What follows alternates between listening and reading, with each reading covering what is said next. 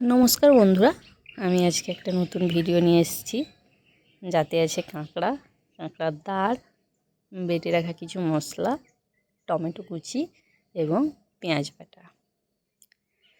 প্রথমে কড়াইতে তেল দিয়ে তাতে কিছু পরিমাণ আলু ভেজে নিতে হবে লাল লাল করে ভাজা হয়ে গেলে কড়াইতে তেল দিয়ে হলুদ আর কাঁকড়ার দাঁড়গুলো দিয়ে একটু ভাজা করে নিতে হবে।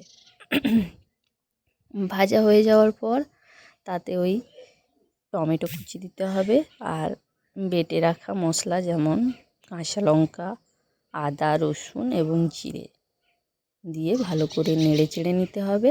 তারপর বেটে রাখা যে পেঁয়াজটা ছিল ওই পেঁয়াজটা দিয়ে আর একটু নাড়িয়ে চাড়িয়ে নিয়ে তারপর তাতে একটু পরিমাণ হলুদ দিতে হবে।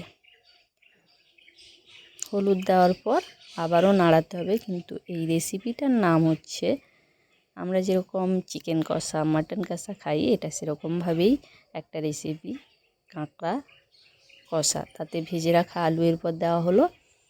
এই ভেজে রাখা আলু দেওয়ার পর কাঁকড়াগুলো দিয়ে দিতে হবে। কিন্তু অবশ্যই মনে রাখতে হবে কাঁকড়াগুলো যেন প্রথমে তেল দিয়ে মেখে রাখা হয়। তেল দিয়ে মাখার পর কাঁকড়াগুলো দিয়ে কষিয়ে সামান্য পরিমাণ জল দিতে হবে। জল দিয়ে ভালো করে একটু ফুটিয়ে নিতে হবে যাতে কাঁকড়া এবং আলু সেদ্ধ হয়ে যায়। তারপর সেদ্ধ হয়ে গেলে রেডি কাঁকড়া কষা।